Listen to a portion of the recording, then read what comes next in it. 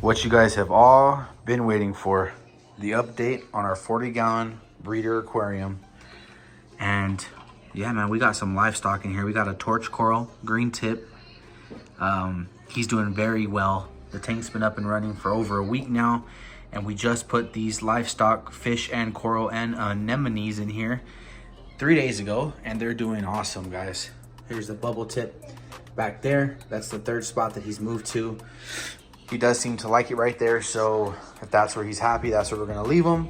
And then we also picked up a designer clownfish with a Oscillarius clownfish and a blue tang. I couldn't have gotten just 2 clowns without buying the blue tang, because you know we're going for the Finding Nemo theme in here, and y'all know that's Dory right there, the OG blue tang. And there was no way my kids were gonna let me leave the pet store without buying it. But yeah, man, the tank's coming along well.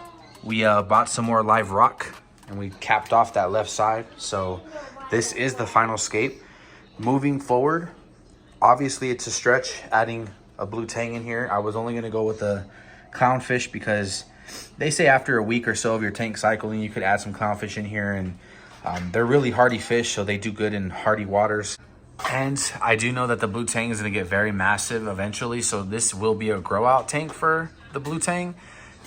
She's very micro and little, and that's the reason kind of partially why I wanted to get her as well, because I was like, damn, I've never seen such a small blue tang like this before in person. So yeah, man, she's smaller than the clown. So eventually, like I said, we'll move her out of here. She'll go into a much bigger tank, so don't bash me. I know this is not ideal for her in the long run, but eventually we will definitely get a bigger aquarium. Now, also guys, really fast, I do want to add a couple more fish in here. I do want to get some hermit crabs in here. I'm not going to rush it. I'm not going to put any more fish in here. I'm actually just going to leave these 3 fish in here. I should have just started off with the 2 clowns, but like I said, it is what it is. We did what we did, and now we just move forward. You know what I mean? So, but eventually I do want to add a stormtrooper clown in here. I do want to add a firefish in here, and then a couple wrasse, and I think that's really it, man. Like, you know, this tank's not super huge, and you know, I know that clowns are territorial, so I just want them to be able to enjoy their space that they have and not be overly crowded by, you know, other fish. So I just wanted to point that out here, just in case things were starting to spike up. But they've been in here for 48 hours, and so far so good. I did feed them today. They are eating. They're doing really well. They're happy. They're swimming around. They're enjoying the tank. But yeah, man, like I said, just overall happy with the aquarium. I did get some artificial corals back here. I put those in there like the next day after I had posted the video for you guys, but that was just to bring some life and color to the aquarium. But if you guys truly think that it doesn't look good in here, let me know in the comment sections down below, and I'll go ahead and take those out. But really, essentially, man, I want to put live corals in here. So I want another torch coral. I think they're very nice. I'm enjoying this torch coral. I do want some acans, and I do want pulsing xenia, a leather stool coral in here. So there's a lot of things I want to put in here. Eventually, I want it to just be very nice with a bunch of corals and stuff like that, a bunch of frags and stuff. That is the plan. So once we get to that point, those will come out for sure. But for now, I think it's okay. I think it looks fine. So, but everything is going well, guys. Check the temp, 78. Got our wave maker right here, blowing. Originally, I had the wave maker over here, but I noticed that 24 hours after putting the torch coral in here, it wasn't getting big like it is right now. And I had a feeling it was due to the flow of the tank. Basically, I was like, you know what? Let me do some homework on it. Went and did some homework. They need a good moderate level of flow. So I went ahead and moved the wave maker over here. Both the wave maker and the outtake are blowing in the same direction. So as you guys could see, it looks very good. This is the biggest I've seen it actually too. So for the past few days here, the fish have been in here 2 days, but the coral and the anemone have been in here for like 4 or 5 days. So this is the biggest I've seen the coral, guys. But yeah, man, fish are doing good. Obviously, guys, I do know that adding the blue tang in here was, like I said, a stretch, just because it was a very expensive fish. And this is a newly cycled aquarium, and it is scary. Obviously, it's scary. Oh, look at my turbo snail, guys. I added 2 turbo snails in here as well. So there he is. But yeah, man, like I said, bro, you know, this is why I feel like, let me get down here for you guys. We picked up some stuff here, stability. And if you don't know what stability is, somebody in the comment section recommended it for my previous video, but it helps with the new tank syndrome. Okay, so what I want to say, man, is I don't know everything, and I'm new to the hobby, but if they're coming out with all these chemicals and these solutions to help jumpstart cycles in aquariums, what's the purpose of these solutions if you can't start this process and make it faster than having to wait 3 months for a tank to cycle? You know what I'm saying? So really, man, I really think that I'm not trying to obviously kill any fish, and I'm definitely not trying to make it seem like I know it all. But when I went and talked to my local pet store, they specialize in fresh and saltwater. He was just telling me, he's like, look, man, use some stability. You put the Brightwell solution, which is right here. This is what I use when I first set up the tank, and it's beneficial bacteria. Same thing with the stability, it just helps. And then for the prime, for those of you who do not know what prime is, this isn't for people who know what they're doing, but for people who are new and want to set up their first, saltwater aquarium. This stuff right here, man, just pretty much detoxifies any toxins such as chlorine, chloramine, and ammonia, nitrite, and nitrate. This doesn't remove nitrate or nitrite or ammonia.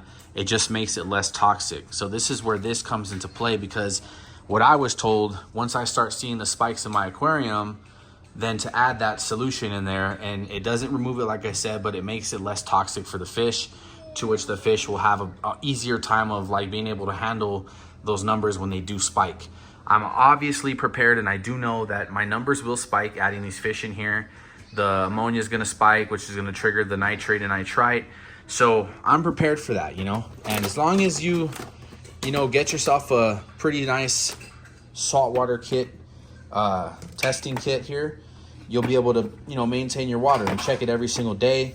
And with me, man, really, as soon as I see things spike, I'm gonna jump on it right away. Even if I have to test my water every 2 to 3 days just to make sure. I'm gonna bust my ass off. And I know a lot of you guys are gonna probably come in the comment sections and say that I should have waited longer than a week and some change to put these fish in here. But really, man, the water's been in here since I think Thursday or Friday. So the video got posted on Saturday of last week or Sunday. So it was like 3 days later that I actually posted the video, but the water was in here before then. It just took me a couple days to actually post that video. But today I'm actually making this video the same day you guys are going to see this video, which is Saturday the 16th. So yeah, man, I mean, really all we could do is hope for success and just hope that everything goes well. Look at my torch, man. I love that thing. It's so awesome, bro. All we could really do is hope for the best, man, and got some stuff here. We got some invertebrate food. This is for our coral. And then we picked up some some vitamins. Haven't even dosed it yet. I'm gonna give it about a week or so before I actually do that. This product here is from API, Aqua Essential. Okay, so yeah, so this is the same thing as Prime. It detoxifies ammonia, nitrate, and nitrite, and removes chlorine. I bought this just to kind of give both of these a try and see which one is more productive, but it's never a bad thing to have extra stuff in here. So, and then like I said, we added the stability, pretty much all that. This is what I feed this is the food that I got for the clowns right here. Marine fish pellets. And then also, where's the seaweed at? We got some dried up seaweed here. I don't see it in here. Somewhere in here. Oh yeah, down there. Let me see. And then this is the seaweed here, the veggie that we feed for the tang. This is what I was told to get for the tang.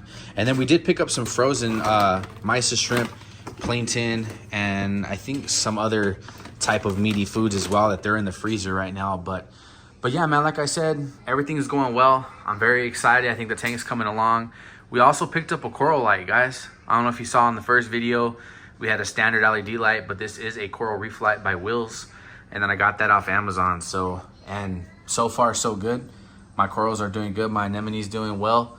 Everything is going extremely well. So like I said, man, I don't know it all, and I'm not trying to come on here and act like I know what I'm doing, but I've done enough research, I feel like, watched enough videos.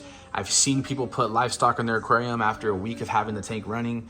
I know everybody knows that clownfish are ideal to start off with, not a blue tang, but we're gonna hope for the best. If I start seeing her go into shock or any types of signs where they just look like they're not doing too well, I am gonna take them over to my dad's house and put them in his aquarium.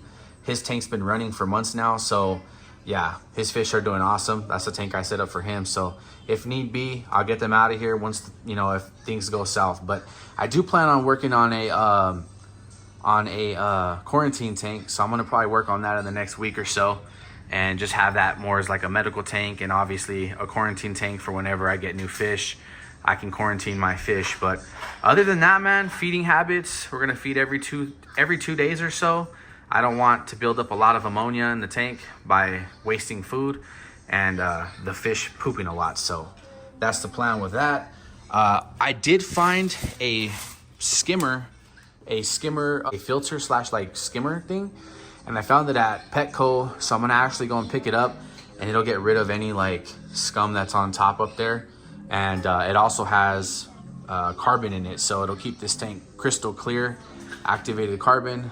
But yeah, man, this is part 2, man. Let me know what you guys think in the comment section down below.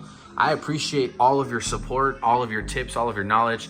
And again, I know a lot of you reefers who've been in the game for a long time are gonna hop on my ass probably for adding a blue tang in here. I know the clowns are nothing crazy to add in here, but to add a blue tang this early to the cycle is crazy. But hey, man, we're gonna make sure we do what we have to do, okay? To keep this guy alive, I promise. We're gonna do everything we can. I'm trying to show people that there's other ways about going about it. And if things do go bad, at least I'm gonna learn from my mistake, and I'm gonna show people who wanna get into the hobby not to make this mistake. But I love y'all, man. Thank you guys for tuning in. Appreciate you, man. See you guys in the next video. Peace.